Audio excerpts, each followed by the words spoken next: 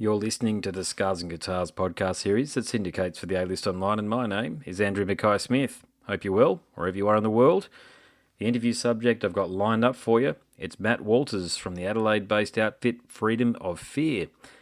Now, the reason for the conversation is to talk up their album that they released during 2019 called Nocturnal Gates. It actually made number 40 on my top 50 albums, but forget about numbers for a moment. This is just an extraordinary release by a very good songwriter who has a great band around him.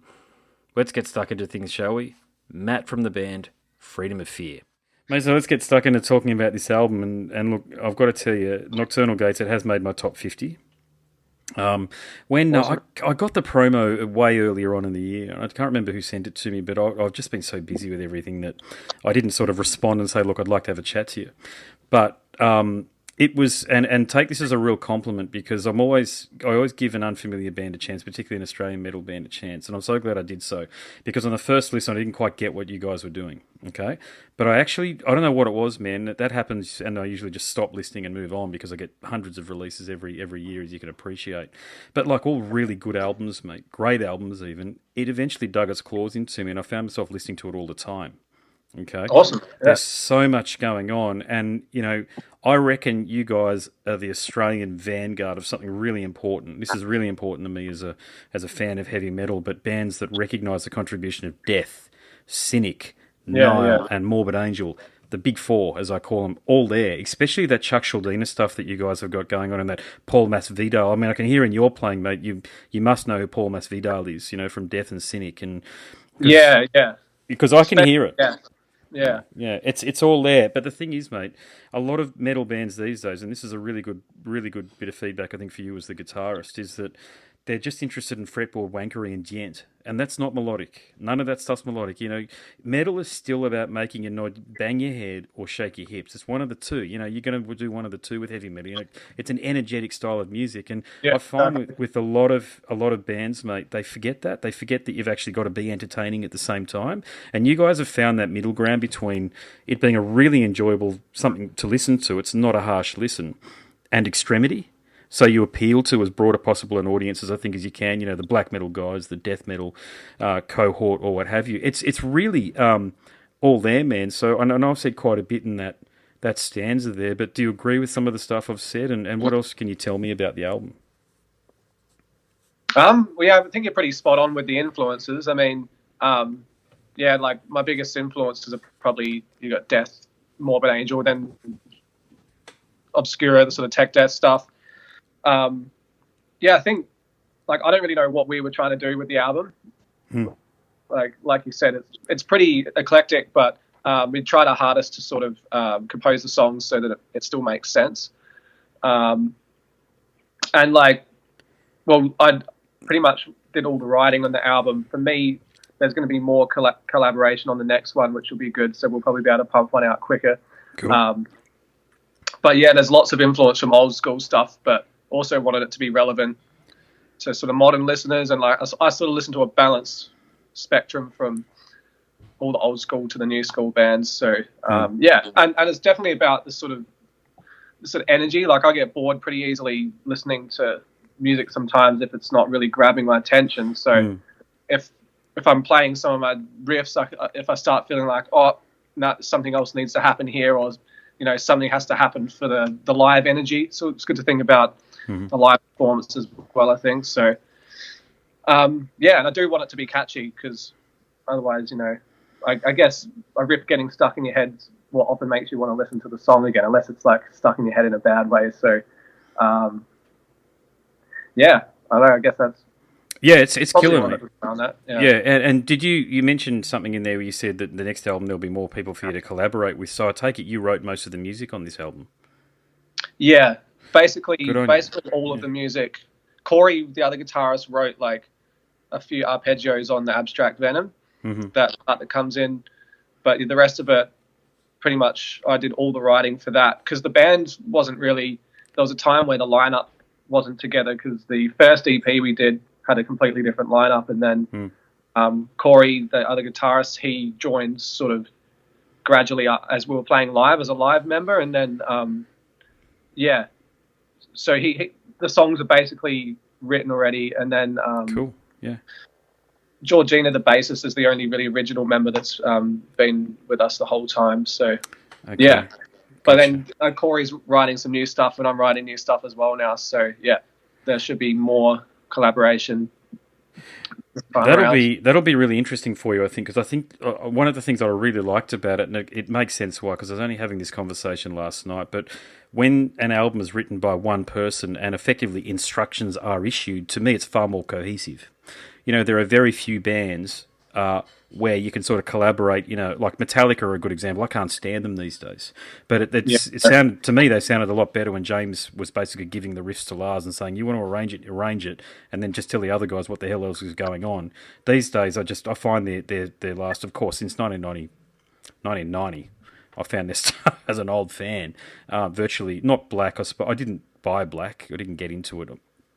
But, you know, ever since that era, it's just too simple. And I think part of the issue for them is that they've been managing their songs by committee rather than having James come up with these basically all-time greatest riffs alongside what Dave Mustaine had already written for the band, and bringing them to the guys and go, let's work on this, guys. And I think that'll be a bit of a challenge for you, man, because you've set the bar very high here, brother. I mean, there's a lot of intricate passages here, and everything seems to make sense with this album, Nocturnal Gates. You know, a lot of this stuff, man, and believe me, I'm not going to name any bands, but they're Australian bands. I'll tell you afterwards off podcast. But some Australian bands that I listen to, it just sound like a mishmash of all these bullshit influences instead of just doubling down on the melody, like I feel you've done. And that's what I really think gives you a winnie here. So you've got the shred, it's shred-tastic, absolutely it's shred-tastic, but it's a mid-paced album as well. You know, was that mid-paced intentional? I guess it averages out as being mid-paced because it's got slow and fast parts, and it's never.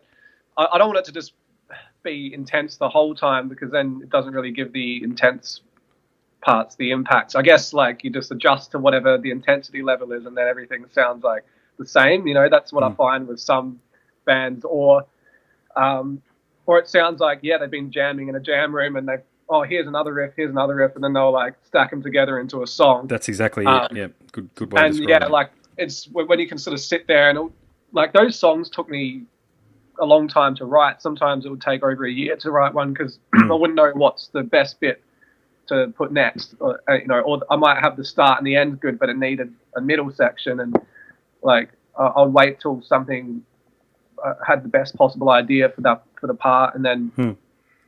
There's probably a little bit less time this time around, but we're going to work on writing more frequently so that we can make up for that. But yeah, I think being able to sort of sit at home and sort of plan everything out, I'd write on Guitar Pro.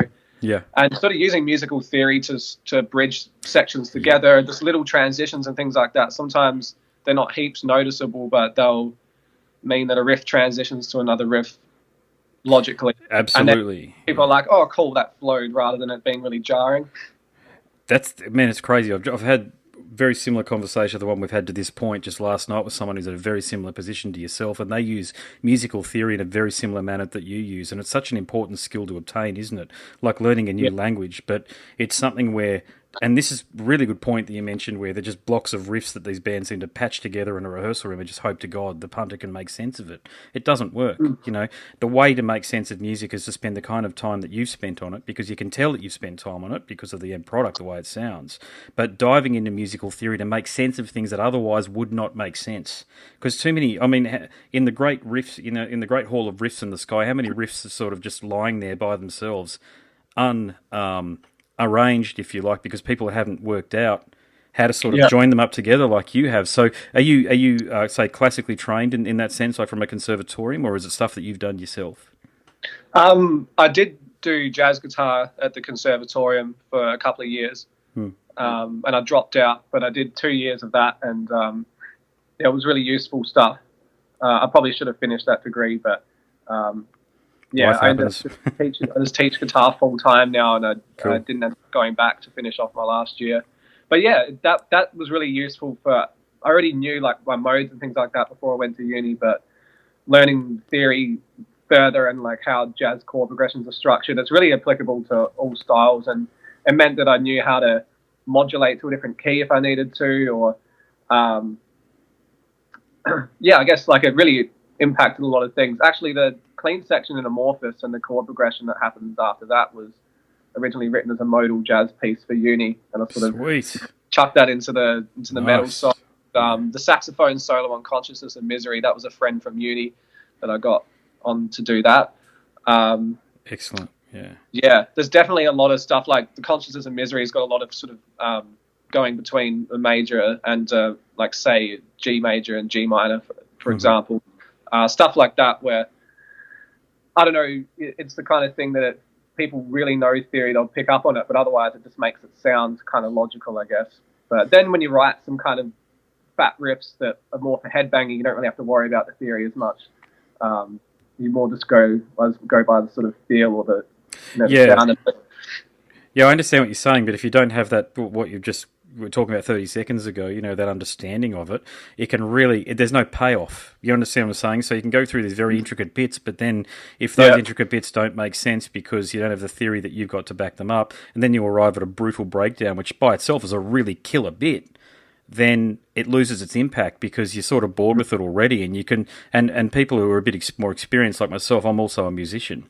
So, I listen to it with musicians' ears, and I'm sort of trying to put myself into your shoes, for example, and try to understand why you made decisions. When I really deep dive into it, I listen to it with headphones on, and I can really sit down and almost study the music, and I try to work out why you made the decisions that you did, and it makes complete sense with your formal background like you do. And also being a guitar teacher, I think, would really help you as well, because you're around it all the time. So you become there's an intuitive thing that comes about just from your ear as well. So you've got a couple of things going on there, man, that are really working in your favour. So I guess the ultimate question is, with the talent that you demonstrated on this album here, mate, I mean, how can you do this thing full time and take it overseas? Yeah, well, I'd love to. Basically, I reckon we need to push harder around Australia and really make sure the next album is the next step up, or at least as good and longer, a little bit longer. And then, maybe we'll be able to partner with a bigger label internationally. But yeah, I guess we'll just see how things go. But we would love to tour over to Europe, because I think the music probably be pretty well received over there.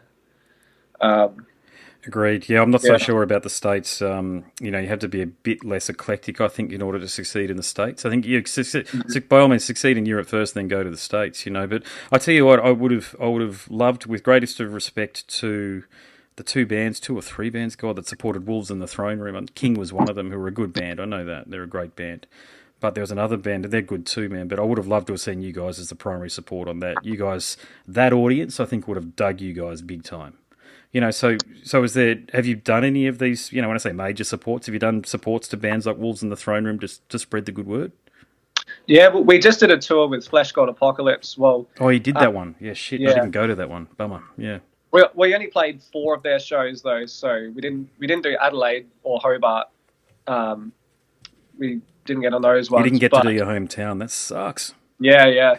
I think because we played, because that was at the New Dead Fest, and we'd played the year before, so often there's they don't put on the the same band 2 years in a row. So, and then we got the Flesh God support after that. So, yeah, maybe if that happened earlier, we may have gotten on the Adelaide show. But either way, we just did support for Thy Art is Murder in Adelaide as well. So, how did the crowd? How did the crowd receive you there? Because that's a tough audience, that Die Art crowd, because they're not really, they're a metal crowd, if you know what I'm saying, but they don't get into a lot of other bands, do they? Those guys, the fans of that band. Yeah, it was pretty good, because we were on first. The room was still filling up when we were playing, but we probably had a decent crowd by the end, and we still sold like 3/4 as much merch as we'd sell at the Flesh God shows. So it actually went really well. I think because we don't look like heaps traditional battle jacket metalheads, maybe they're more open to us in that crowd, even though musically, I think it's often the fashion is more different than the music. So, if you took just Thy Art is Murder's music, it's basically death metal with... totally. If they're a death metal band. Death metal, but then there's a different sort of fashion, not just fashion, culture behind the band and the fans that's very different to your sort of metalheads, but... I don't think we sort of fit heavily into being heaps traditional metalhead looking people, but a lot of those kind of people still love our bands. So I don't know, like, but maybe because we got some catchy riffs that people can bang their head to, that kind of crowd enjoyed it as well. Definitely, we got a better reception with Flesh God Apocalypse, because it was sort of the more, nerdy tech metal heads came out, and that was definitely like a really good audience for us. Especially like playing Canberra actually was awesome because it was such a small crowd, but they almost bought more merch than even Melbourne did. I've heard that. Yeah. It's Gold Coast. Same thing happens down here, mate. On the Gold Coast, if a band goes to plays it, one of the two venues that are bloody down here, and they tend to go really well because the kids really appreciate. The people that go really appreciate the fact that you've gone out of your way to go to what is effectively a regional centre, as Canberra and the Gold Coast are. They might be major metropolitan areas, but in terms of destination points for bands, they ain't. It's as simple as that, and you see that. Yeah. But how do you get the support then to Flesh God? Is that something that your manager organised, or did you organise? I take it you manage the band as well, or you have a very heavy say in that? Yeah, I guess basically we don't really have an official manager. I take care of a lot of the managerial stuff, and then Jade, the vocalist, does all the social media and posting out of merch. But that was just through our contacts in EVP. So, because that's our record label. So, they were able to sort of contact Soundworks and organise us getting on the shows there.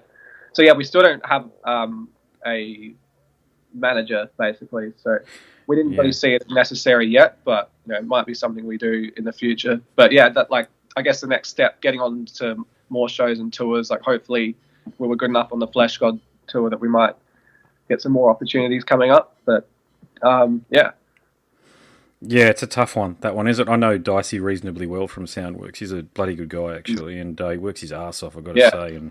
And it's I mean that's really. I mean, I know there's the Hardline Media guys, and there's a couple of others, but Dicey, I think they I just noticed, there's Watain that came through with him. I think, God, who did Living Colour come through? That wasn't Soundworks, was it? I don't know. But anyway, I did some crewing with him with Mayhem. That was a really good day that day. That was awesome, and yeah, man, if that's a relationship that if you can foster that, let me tell you, it's worthwhile. It's worthwhile. Just find he's a man of his word. That's the main thing, If he says it can. Flesh God tour, and it was awesome. It was really just well run. Excuse me, just get some water. Yeah, right. It was just really, really well run tour.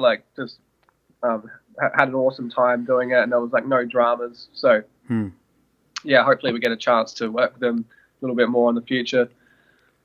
Yeah, common theme with his stuff, mate. I've heard that a few times. There was no dramas and everything just seemed to flow, and that's really unusual in the music industry, as you know, especially touring. Yeah. I mean, when I say that, I mean by touring. But I just want to go back. I meant to ask this question earlier, but did the reception to the album, did it meet your expectations? Because obviously, you should be really proud of what you've done here, mate. So did you get a lot of really positive feedback like what I'm giving you? Yeah. I don't really know what my expectations were. I felt really confident with the album, and I feel like if enough people hear it, it'll be popular. So from the people that have heard it, it's gotten in a lot of people's top album lists and things like that. So I'm pretty stoked with the reception, to be honest. And I think if we can push to a bigger audience for the next album, I hope that then it'll get in front of more people so they can actually hear it. But yeah, in terms of from where we were before the album, and then getting played on Triple J lots and stuff like that, it was definitely a bit of a surprise. Definitely being on board with EVP helped us with that kind of stuff a lot as well, because I don't know how we would have gotten even to the audience that we've reached so far. So is that if it wasn't for that? Is it? I don't know much about EVP. I do. That's where I got the email from that had your music in it. But are they a traditional record label insofar as they sign you and then give you an advance, that sort of thing, or it doesn't? I know for the most part it doesn't work like that anymore. But can you tell me, not necessarily all of the detail and the arrangement, but what the relationship's like with them? Yeah, it's like a proper record deal. So, we got an advance and... Sweet. That's good, yeah. So they're basically investing in the bands rather than being the other way around. So, it seemed like a good idea to us to sign with them. And I guess they've got contacts with bigger labels. So if the next album's impressive enough, maybe we can, expand out, license it overseas. But yeah, I don't really know how much I can talk about that stuff because I don't know what's going to happen. But yeah, That's fair enough. It's been pretty good, and the relationship works. Yeah, it works, and you're happy with it. That's all you can ever hope for in the bloody industry, mate. Yeah, it's really unusual to hear a band get an advance. I got to tell you, mate. So they must think a lot of you. You know, I mean, a lot of labels these days effectively act as license and distribution. That's really all they're doing. The band usually pays for everything, and you know, a lot of bands like that because they've been burnt in the past too with labels, so they'd rather have almost complete control. But at least, mate, to your point, mate, if they're investing in you as a band, yeah. I mean, they've obviously got an idea about where the band's going to head. Otherwise, they wouldn't be in business. You know, they're planning to make money from you, and so be it. You know, they need that to survive. But you know, the state of heavy metal in Australia. I'll ask you this. I haven't asked this question in a long time, actually, of an Australian artist, and feel free to be as frank or otherwise as you want. But I actually think it's really good. I think I don't know what happened in about 2016 or 17, but I felt it just started to improve. You know, when Thy Art Is Murder really started to make waves internationally, and Parkway these days are basically a headline European act. Like, I mean, they're like a number one, like headline. You know, there's Donington or whatever it's called these days. Download, and then underneath it says bloody you know, their logo, that sort of thing. But do you echo my sentiments on the quality of Australian music that's out there these days? Because I actually think it might be the strongest ever in my lifetime. What's going on at the moment? Yeah. I don't know. It's hard to say. Like, I don't listen to that many bands, to be honest. Like, so I'm definitely wouldn't be as knowledgeable as yourself with, you know, the grand scheme of things. Definitely, you've got bands like Parkway and Thy Art who are smashing it, and I do see a lot on the internet. People comment like, "Oh, why is there so many sick bands in Australia? Like, especially deathcore bands." And I guess it's surprising to people because we've got the smaller population. So, yeah, there's definitely like some really good quality in all the local scenes as well. So, I agree with you. I agree with you on that. I know Hope Drone's the band that I was trying to think of before. I went down to Sydney to watch Drepanering's Ritual, and, you know, the one-man show guy, and caught up with, his name's Thomas, so I had a good chat to him down there. But the bands that were on before him, there was Empress and Hope Drone, and they were both fantastic, mate. I actually went down there just... You know, typical. I mean, I was pretty. You know, it had the worst turbulence of my entire life flying down. I thought we were going to die. To be honest with you, we made one aborted landing attempt in Sydney Airport. My daughter's 6, and she's sitting next to me vomiting her guts out, and everybody around her was just sort of death riding. So I had a few stiff jigs when I got there, believe me, and so I just sort of hung around in Crowbar's atrium or the bar area, and I thought I'd go and mosey on in and check out this band that I could hear, and it was Empress, and they were playing on a really small stage in front of about 30 or 40 people. But they did such a great job, and then Hope Drone got up and just tore everybody's head off. And I thought, shit, I need to get out a little bit more, because I get sent all of this stuff and I can hear it over the MP3, right, or an iPhone or what have you, but there's nothing like the campfire, live music. I call it the campfire, you know. It's a way we exchange energy, you know, and just the quality of the bands, to your point, like, these are two bands that are effectively local bands, but the quality of... Forget about the production for a minute, but the quality, if you don't have the quality on stage, the musicianship, the tightness, the music, I call it musical communication.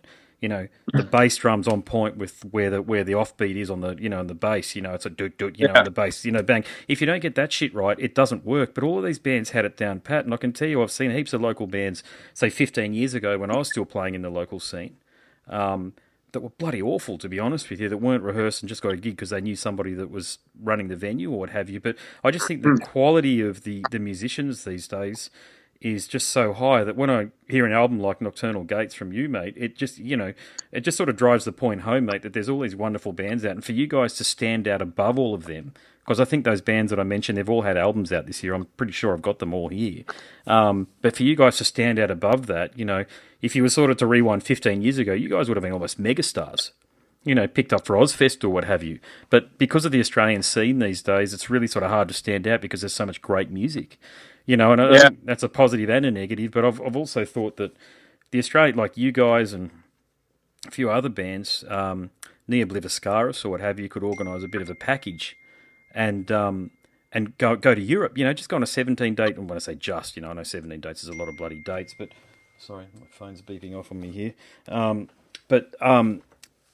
there's bands, Lagerstein. I don't know whether you heard of Lagerstein from Brisbane here. Yeah. Those guys organise their own European tours, and I've spoken to them all about it. Joel, I think, is the guy's name in the band, who does a superb guy, man, really cool guy. And just the way he explained it was like, I could be wrong here, I'm going off my memory here, so please don't quote me, anybody listening in, but I think he said something like, basically they start the tour and they basically book it as they're going. Now, I don't know how... Yeah, I don't know how that works in logistically, but he's saying, yeah, we just do it and we just play wherever we can. But they've got not a huge following, so I shouldn't overstate the case, but a decent following in Europe because of that. So I think there's opportunities there, but you've got to have all of your ducks in a row too, from the perspective that you've got to have a job that you can potentially come back to, and not likely everybody in your band works as well. So I think for Australian bands, it's triple as hard as it is from someone from Europe or the States to really make an impact over there. Because perhaps the ones that do well, like, and get overseas, they have to be really good to, I guess even just be confident enough in their own material to invest all the money that it takes to tour at first. You might not be profiting, and because we're so much further away. Maybe because there's less people here as well. There's like less audience to captivate, so we all have to try really hard to write the best possible music we can. Whereas in Europe, you could, like, I don't know what the local scene quality is like in the rest of the world, but I think maybe musicians in general are just getting much better because there's more education available than there used to be, like YouTube and all the rest of it, internet and all of that. You can. There's a lot more shredders and people that are really good guitarists and things like that, type musicians. But it's definitely a challenge. Like, you do an Aussie tour and you have to travel so far and either you drive for ages to go to the next city, or you'll spend lots on flights. So maybe it just means the very best bands are the ones that make it, and that's why the quality's high. I don't know. Yeah, I think you're onto something there. I used to think it was what it used to be, in my view, only in my opinion, who you knew and not what you know in terms of your quality. But I think these days it's reversed, and you've actually genuinely got to be a bloody good band in order to pull it off. Like an Airborne, what those guys have been able to do. Just like a no bullshit. Whatever you're doing, do it to the very best, like not just the best in Australia, but world-class standards, like what Airborne have done. I don't even like their music, to be honest with you. I'm not a massive AC/DC fan at all, but that style of music really appeals to the Germans and the French and the English. And they've got a big career off the back of that. And they're just doubled down. And there's probably no sweatier, balls-to-the-wall rock and roll band out there than Airborne at the moment. That's my take on it. They just decided to be the best in their class, effectively. And I think it almost, as an Australian band, you've really got to be that way, I think. Otherwise, if you just sort of, maybe not having a good gig or what have you, I think every gig, when you're doing what you guys are doing, it's just got to be on point. Otherwise, you're going to lose the attention of someone potentially important in the audience or what have you. Yeah, it's like it's tough. Like the techie sort of music we do, it's like every show you're just stressing out, like, I've got to get that bit. And so partly why, like, sometimes when I'm writing stuff, it's like, okay, I need to have some breather moments, so when we're playing live, it's not too stressful the whole time. So sorry, I forgot what we were originally just talking about. Oh, I just stated. Totally had to mention that. No, it's all right. State and quality of heavy metal in Australia, and I just think you guys are I just think you guys are such a really good example of a band that effectively, of course you haven't come from nowhere, but you know what I mean. You arrive in my email as an MP3 that I can download. I download it and holy shit, this is awesome, and it's happening often, but I just think what you guys are doing, which is what I don't do this that often. I've got to tell you, reach out to an Australian artist in particular, because I share this with you as I've shared it with people before, but I find when I interview some Australian artists, they can be quite arrogant, to be honest with you. And metal artists I'm talking about, the indie artists are fine, but the metal artists just tend to have a bit of an ego about things, and I'm not getting that from you at all. You're very humble about this, and it's I don't know why that is too sometimes, that happens, but it's usually those bands that I listen to, and I think that there probably needs to be some work done on the music itself that have that ego, but you don't have that ego, and you've got a killer release that, man, if Chuck, I'm even prepared to say that if Chuck was, God bless him, if he was still around, and if he heard this, man, he'd really approve of what you guys have done here. This is exactly what he was talking about. Let the metal flow. It's a combination of, you got everything going on in there. The tech, the prog, the black. It's all there, man. And it's like a you're a crucible of all of the best influences and music of the last sort of heavy metal of the last sort of 25 years or so. You Yeah, know, that's a big compliment. Yeah, and yeah, I'm a huge fan of huge fan of Chuck and Death. And sorry, I've got a bit of a throat, got a bit of a that's all right. cold at the moment. No, you're right. Actually, I'm just going to. Where is he? John's just messaged me. I'll just message him a bit later. All good. No worries. Yeah, look, I mean, I think you've done a magnificent job with this album, brother. I truly mean that, you know, and you've got a really good cast of musicians around you, and you know, it sounds like they can follow instructions, and I think that's the right way of describing it, because bands need to be a benevolent dictatorship, otherwise they fall apart. You know, if they're too democratic and everybody wants to have an idea, and that's kind of partly advice I'd like to impart to you, because I want to keep listening to music that you make. You know, if you've got ideas that you don't think are the quality that you can come up with, mate, don't let them through. Well, no one's ego is too big in the band, so like you have to have a certain amount of ego to be confident in what you're doing. But like the Corey, the other guitarist, is he's in a band called Decidia, and he's really talented, and like probably the only guy that could have come into the band and like, you know, bring it up the next level with all the shreddy techie stuff. So you know, I'm happy for his contributions to come into the band. Like I'll still be just as tough on, you know, my own ideas as I am on other people's ideas. But Yeah. I think it's not necessarily like a dictatorship, but it's like, okay, cool, here's a song that I wrote, and then if you have good musicians who like listen to it and say, oh yeah, what you've written there actually works really well, maybe I'll chuck in my own little idea here, and then you'll discuss parts like that. But generally, I think, I don't know, if I have the song written well enough from the start, and the musicians you work with don't have too big egos, they'll just say, oh cool, I like this. They'll put their own little spin on it, and then it's all good. You can sometimes, if there's too many people with strong ideas that have differing ideas, then it doesn't work. It doesn't really work. Doesn't work. But then if the other people aren't invested in it at all, and they're only sort of taking orders, then, you know, there might be less. They might think, well, why am I even, you know, doing this? You know what I mean? And then you probably end up like, I don't want to be like Chuck, who went through so many band members. But I don't know what went on there, but I'm really happy with the lineup that we have at the moment. So I guess it's finding a balance between all those things. It just helps that everyone in the band's like, you know, really nice, and no one's got like issues and ego problems. Yeah, so, well, you look like a nice bunch of guys. You can't judge a book by its cover. You know what I mean? I mean, when you look at a band, you go, oh, they look like people I'd like to have a beer with. You know, that there's that sort of thing going on with you guys. And your bass player, did you play the bass on the album, or did your bass player do that for you?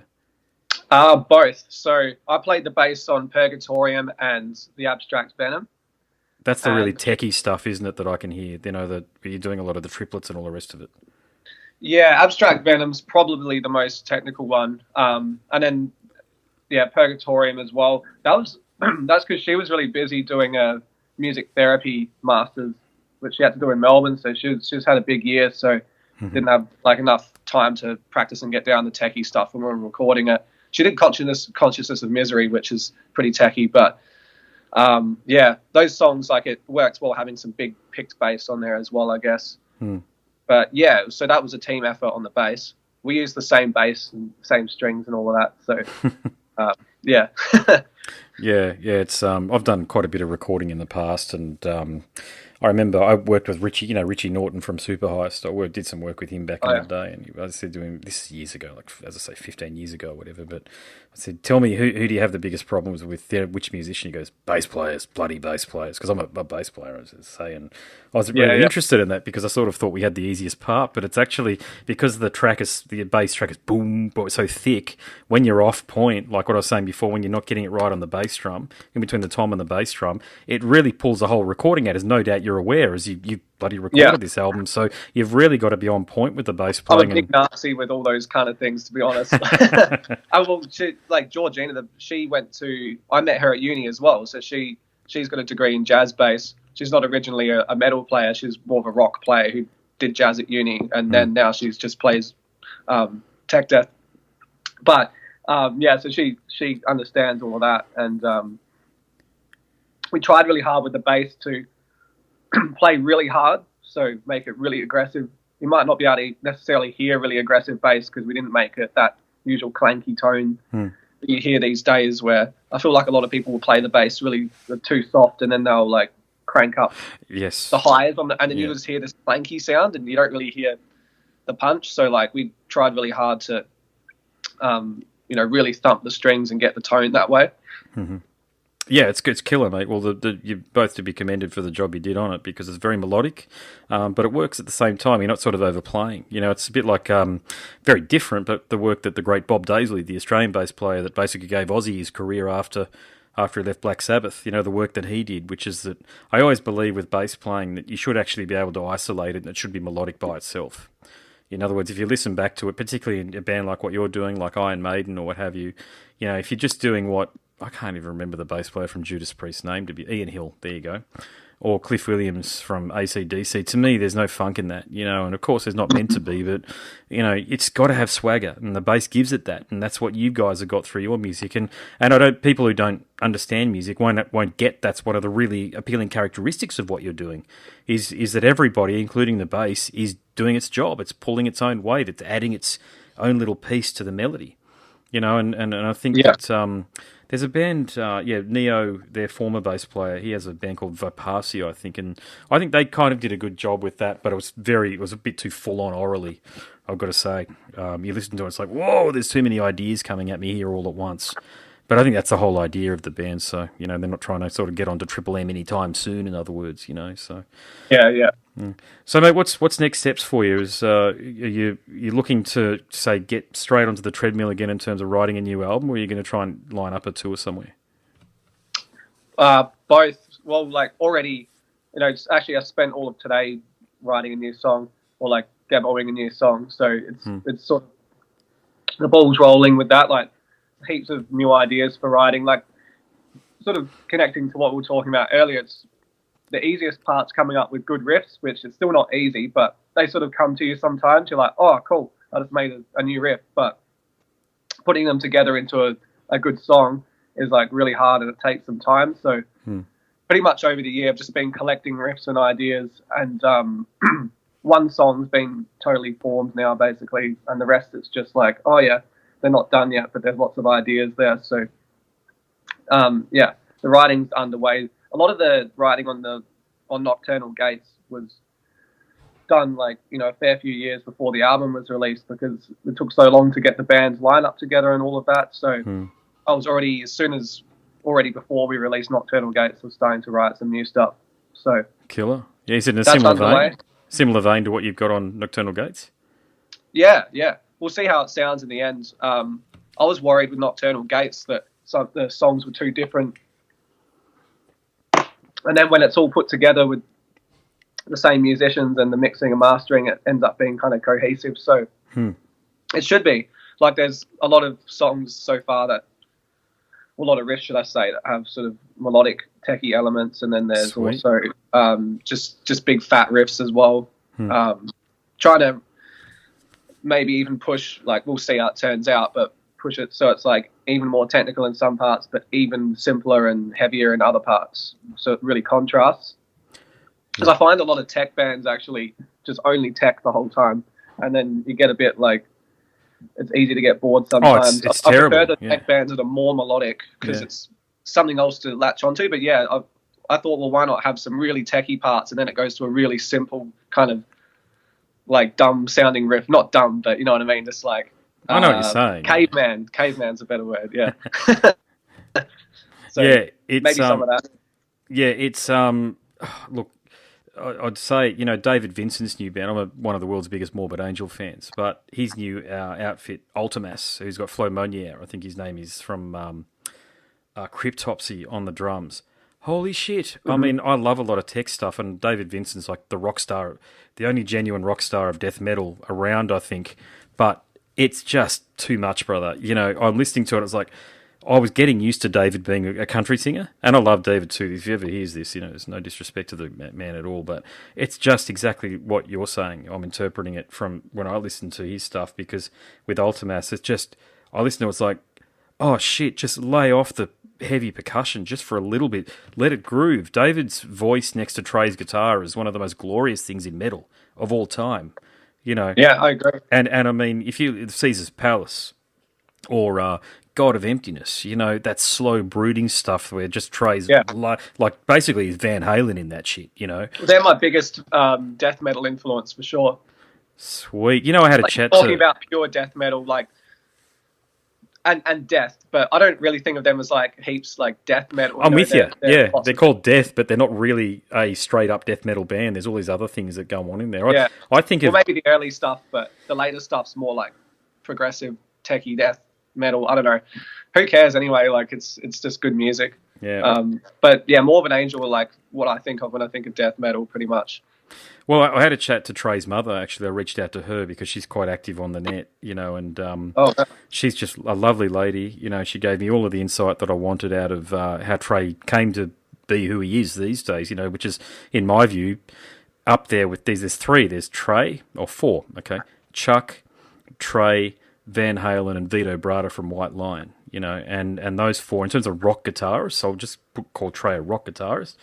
Who's better? I mean, shit. I mean, Trey pretty much invented modern death metal, you know, in terms of how we're listening to it now, because Chuck was a bit different, as I say. He had more of the heavy metal King Diamond, Andy LaRocque thing going on. There's a lot of melody in that. But in terms of brutal, grinding, no bullshit, you know, kick it out of the universe death metal, that's Trey, man. I mean, that's his guitar playing, you know, from Abominations of Desolation, Altars of Madness, right the way through. And I could hear that in your playing, mate, actually. I could hear it. That's why I mentioned Morbid Angel, because I can hear that appreciation for what Trey's done. And I just think he doesn't do interviews, as we know. I would love to have a chat to him, because I just want to understand where his inspiration comes from, because he's written 3 albums that can't be fucked with. You know, the first 3 albums from those guys, Domination, you know, there were some bits on that I think just sort of you could... I love... My favourite album from them, by the way, is Formula's Fatal to the Flesh. yeah, interesting. Yeah. Oh, just Hard to say what mine is. well, the Altars of Madness, actually. well, I think I wore that out, to be honest. But I think that's the problem. Is a bit like the favourite albums. You wear them out, then you can't listen to them anymore. Well, I find that the only time I can listen to them is when I'm halfway drunk, to be honest with you. You know, because they sort of bring me back to that moment in time back in the 90s when I first heard them. But Formulas I got into a bit later, actually, because I dismissed it when it first came out. But I got into it a bit later on, and fuck, I'm glad I did, because, you know, Nothing Is Not is probably the heaviest track ever recorded, in my view. You know, it's just brutal. I don't know how he did it. That's what I'm saying. I just love to say, what were you thinking? Because nobody's done this before, and it's just, I mean, the air shakes when that riff comes on.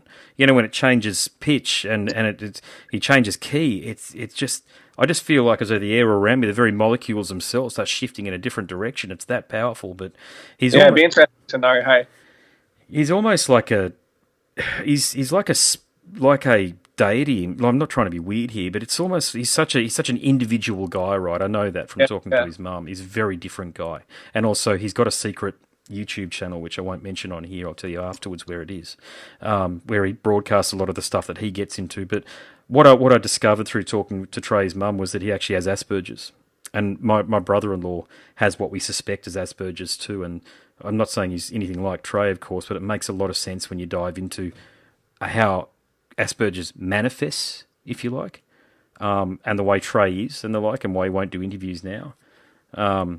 But yeah, it's but I mean, yeah, as I say, I could. That's why I mentioned Death, Cynic, Nile, and Morbid, man, because I could hear it in your playing, and I don't think you can get better than that. I really don't think that. There are other bands, of course, but I mean, they're for that. As a guitarist, man, if you are inspired and influenced by those guys, man, you're just going to continue to churn out just almighty riffs. Yeah, well, I try to, like, I think I get really picky with what I listen to, so I feel like whatever I listen to starts getting stuck in my head as well, and if I've been listening to more mediocre sounding music, I'll start writing worse riffs, so I try to only listen to stuff that I really like, and, you know, would be like, oh, I wish I wrote that riff myself, you know, I'll listen to that kind of stuff. So all those old bands, and there's heaps of bands that often, like, I'll get influenced by a band and I might only like a few of their songs as well. Like, actually, Satyricon are a good example. Didn't necessarily get influenced by it, but the song Mother North is probably my favourite black metal song. Yeah. And I haven't gotten that much into any of their other songs for some reason at this point. I just think that one's just so good. So sometimes I'll be influenced by just particular songs or pieces of music. and I think, oh, that's really powerful sounding. Maybe I want to do something like that. But you can't be too conscious when you're writing riffs either, I think, because you just end up ripping people off. So Yeah. I think usually I'm not really thinking about anything when writing a riff. It's sort of, you just got to have some energy and, like, you know, if you've had enough good listening that seeped into your mind, and then, you know, you're feeling like playing, like sometimes you just come up with a riff, you're like, oh, cool, I like the sound of that. And then, yeah, so definitely, like, it's sort of like I'm not consciously being like, oh, I'm going to make a riff that's like that band, but because it's always in my head, and it's just influences what that internal voice, that internal musical voice is obviously shaped by all those bands. So, yeah, occasionally I'll think, oh, cool, I wrote a sick riff, and then it sounds heaps like, you know, one of those bands riffs, and I think, oh, you know, I got to chuck that one out. But yeah. Yeah, it's a good way of describing it. Yeah, and I think you're from the sounds of things, and I've made this point a few times with really gifted musicians like yourself, like you seem to be very good at what I call getting out of your own way. In other words, just letting it flow. You know, you're connected to this source that gives you this inspiration, wherever it comes from, God or what have you, and you just let it flow through you, man, through to the strings, and you've got these marvelous songs to account for through it. Is that you know, do you sort of see it as in that way? Some of your best stuff you've written, do you sort of think, where the hell did that come from? In terms of like riffs, yes. So, you know, riffs will just sort of flow from, I don't know where they come from, somewhere in your subconscious or whatever, but you can't, I don't think you can end up with a composition that way. So sometimes you'll have a really good riff and you're like, shit, I don't know where to put this, and it'll be sitting there for a while. Like, I've got a few of those. So I think you've got to have that sort of, you don't want to be thinking at all when you're making new riffs, and it's just like a flow state.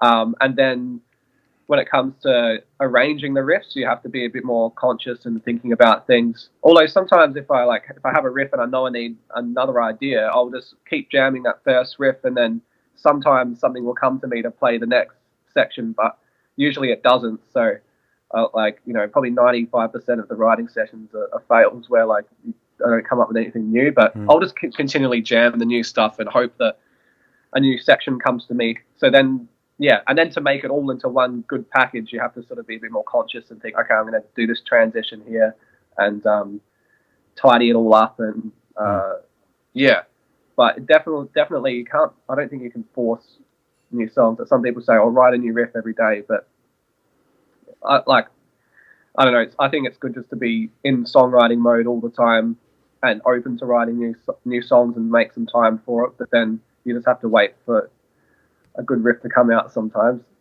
Yeah, you got to be authentic too, and that's what I think you're saying, is that like if you're forcing it, then it's going to sound like shit. And yeah. I hear the bands where they release sort of, some bands have this idea that you got to have an album out. Korn are a good example of this. Okay, for a while there, they had an idea they had to have an album out every year. And I've never really been a fan of the band, I must confess, but I respect every musician who's up there on stage doing it. You're doing it, so I respect you. You know, it's just how it is. But I saw them at Download in, when was it, 2 years ago? I think in Melbourne. You know, the one that was just in Melbourne. And yeah. They're a powerful live band, there's no doubt about it, man, but the riffs are shit. You know, like they're just this, you know, they're just, I don't know, you know, they're not like, they just seem really overly simplified or something like, and some of the tracks, and I know they've gone for whole periods for years where they haven't released an album, but it seems like when they release albums, they tend to come in clusters like they did in the late 90s with them and into the early 2000s. And you can't do that. You've really got to let them marinate a little bit, I think, and be in a good headspace too. This whole idea that artists and musicians can be depressed and upset and having a shit life and create great art, that's bullshit. That's just a romantic notion. You know, you've got to be feeling good about life, you know, and be in a fairly happy place, I think. You know, that's my view. Do you share that view as well on that point? Yeah, I'm not 100% sure. Like, it's, sometimes you get inspirational ideas when you're feeling a certain way, but if you're depressed, for example, you're not really feeling motivated to do anything. So I don't think good stuff's necessarily written when you're feeling like that, but maybe afterwards, if you had a rough time, you can like put it into music when you're in a better headspace.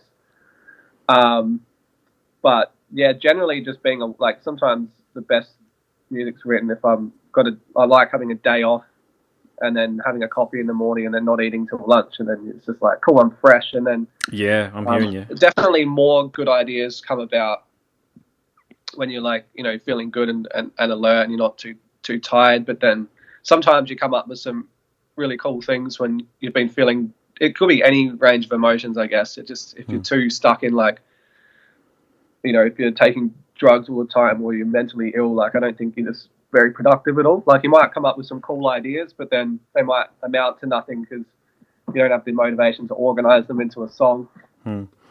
So yeah, I don't know. I think it varies. Sometimes if I feel like I'm in a too good a headspace and I'm really organized and sort of working hard, then I might be feeling less creative as well. So it's a tough one to answer, actually. Yeah, it is a tough one from the especially about drugs, because I mean, if it wasn't for LSD, the music that the Beatles, Pink Floyd, the Beatles and Pink Floyd wrote, Led Zeppelin, you wouldn't have the music. That's just a goddamn fact. But LSD back then is very different to the shit you get now, I understand. I mean, I think it's coming back around, and there are a lot of vendors in the States because a lot of it's being legalised or in the pathway to being legalised in the States. I know there's a lot of these vendors on Twitter that are popping up, that are really trying to do the right thing and give people high quality product that is what it is, what the label says. But a lot of other drugs these days, whether it be cocaine or what have you, I mean, the bands that are doing that shit, mate, fuck, they're not even taking cocaine. They're taking speed cut with bloody, I don't know, light globes. Crushed up light globes a lot of the time, and I don't. I mean, I've got kids, mate, so it'd be lunacy and suicide for me to do anything like that. But I think I know that the Slayer guys have sort of said in passing, or maybe they didn't say it. Somebody around them said that if it wasn't for speed, that they wouldn't have gotten as fast as they did on Rain in Blood, for example. And you can hear how fast that album is for the time. That's incredibly fast. I mean, that album would stand out today if it was released, yet alone back then. But I think it depends on the person, obviously. It goes without saying, it depends on the person, depends on the style of music, and it depends what's going on around the world as well, musically speaking as well. The effectiveness of drugs, I think, and they definitely, like the guys in Tool were pretty open about taking some shit early on, and they said that drugs are, that's what our band name is. It's like drugs are a tool. They'll just, if you use them the right way, they'll get you to where you need to go, but if you're just a dickhead about it, and you're looking to escape, escapism's the bad bit, because what goes up must come down, and that's where you see addiction and all sorts of other things. I think drugs are a means to an end for a creative person, and I think as soon as it stops being that, watch out.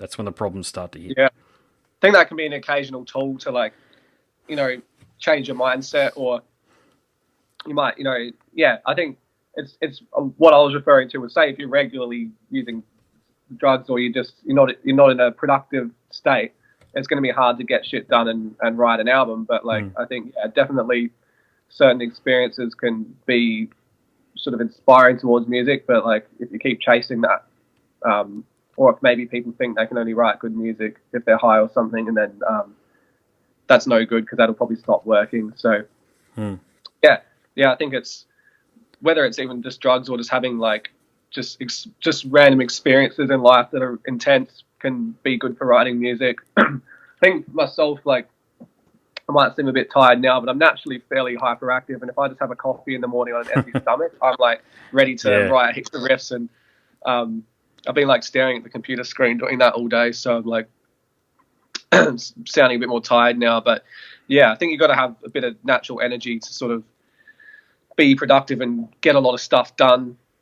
And if you're too tired or you're whacked out or something, you might have some cool ideas, but unless you've got someone to sort of pick up the pieces and organize your life, it's going to be hard. Maybe if you're a famous muso and you can just get higher more, and then you've got managers who will take you to your shows. And by the way, you brought up Zeppelin. They're probably my favorite band of all time. Shit, is that right? I now I'm going to listen for that. Now I'm usually pretty good at picking up on these things, so I'll have a listen for it now. Yeah, I'm a bit conflicted over Zeppelin because most of the musicians I know that really love Zeppelin in terms of ones that I've played with, they've also loved the AC/DC thing, and as a bass player, that's just tough.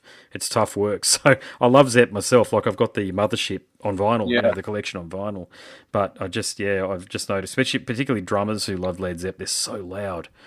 Him and John Bonham and Keith Moon, as soon as a drummer says they're influenced by them, I'm like, oh God, here we go. Yeah, I love John Bonham's drums, but I don't think he necessarily played really hard the whole time, but maybe he did, I wasn't there. But I think they're AC/DC. I never really got into AC/DC, apart from the Bon Scott era. I definitely like some stuff from that era. But Zeppelin to me are just on another level with just, their right way they write epic songs. I don't know if it would show up in our music necessarily. It's more,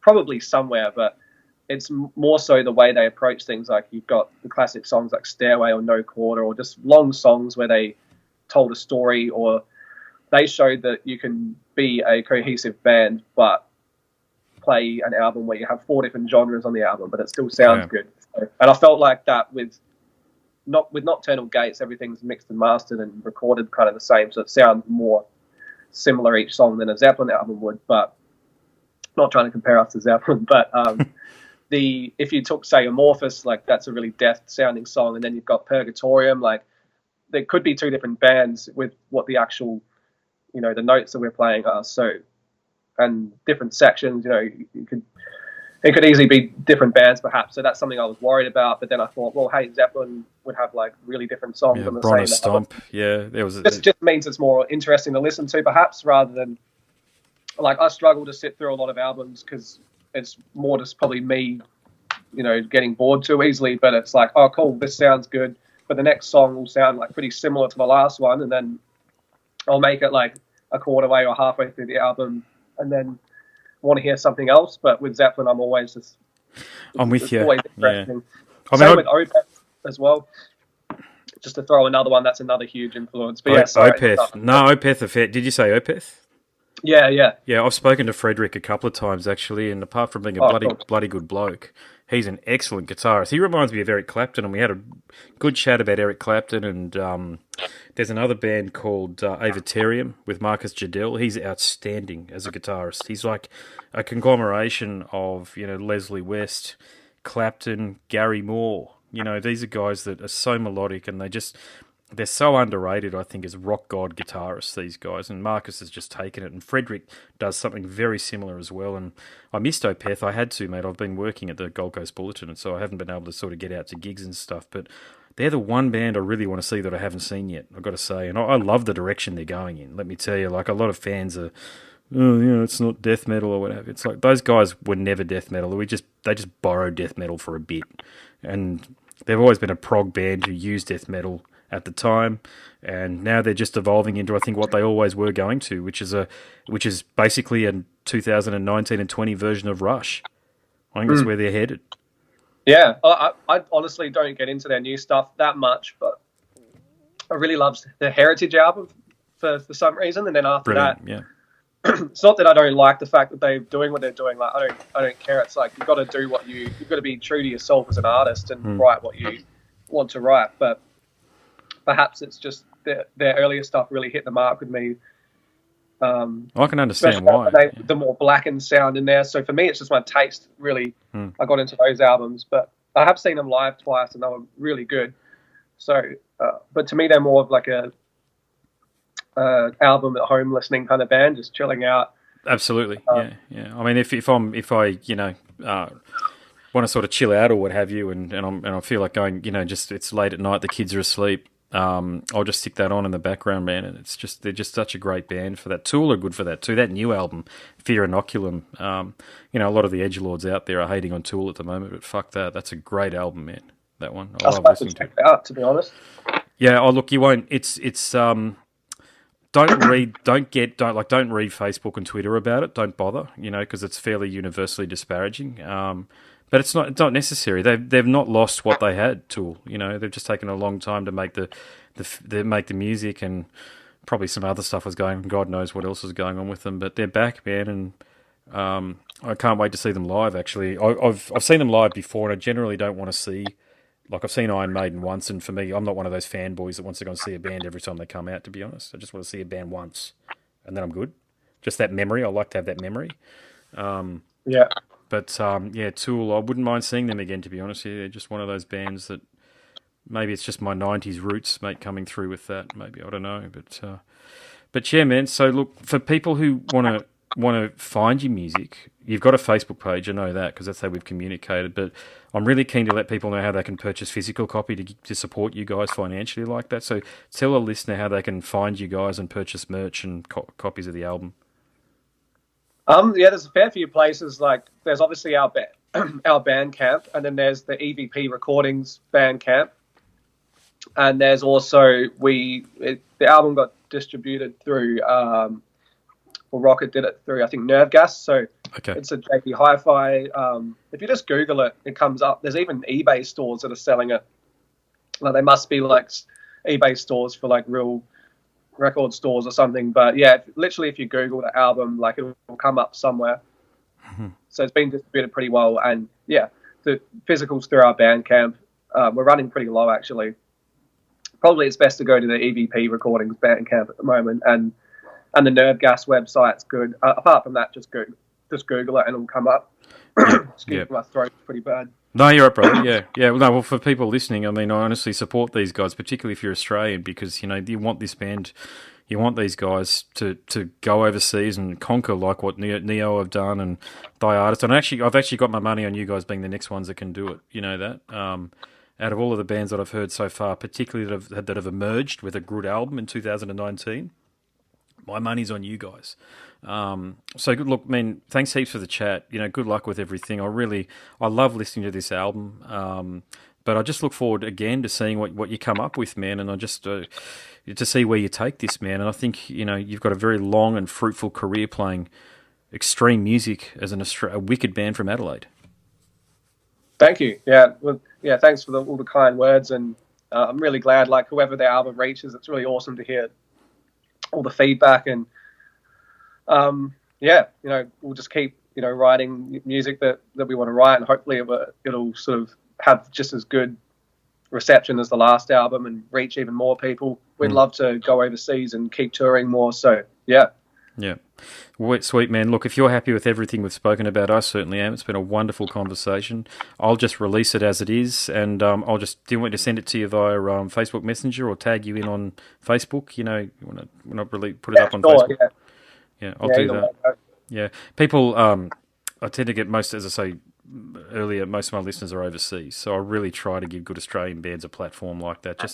I'm talking a couple of hundred people I get to listen to organically each podcast episode, but I tend to get some comments too, man. So it's hopefully, man, we get you some exposure over there with this. Yeah, awesome. Yeah, I appreciate you having me on the podcast. Wicked, man. Well, thanks for accepting the invitation. As I say, I don't do this often where I sort of reach out, but I'm really glad I did it, man, because it's been a really, really cool chat, man, and you're an awesome musician and a great band, so I appreciate it, brother. Thank you. And yeah, sorry to everyone for my lack of talk abilities today, but not there. I think my voice is just starting to completely disappear on me. So, but yeah. Oh, well, rest up, brother. Go and get a whiskey into you or something like that. And, if ever you want to have a chat again, you just want to shoot the shit and talk about metal or anything in particular, mate, just reach out. I'm always up for that, man. So, and we can put it on the podcast and it'll just be something that we do because people want to listen to long-form conversation, man. Joe Rogan's the number one podcaster in the world these days for that reason, and some of his go for 4 hours, 3 and 4 hours. Joe Rogan, yeah. I'll sit there listening to him while I practice all the time. It's funny, I do the same thing too. I just have him on in the background when I'm looking after the kids and in the car. I just love it. He's just such a good conversationalist and such interesting subjects that come up. Yes, yeah, really good. Sweet. All right, mate. Well, take care and we'll chat again soon. Yeah, you too. Yeah, thanks for the chat. Have a good night. You too, brother. No worries. Catch ya. See ya. See you later. Bye. You've been listening to the Scars and Guitars podcast series that syndicates for the A-List Online, and my name is Andrew Mackay-Smith. That interview subject was Matt Walters from the Adelaide-based outfit Freedom of Fear. Thanks for listening.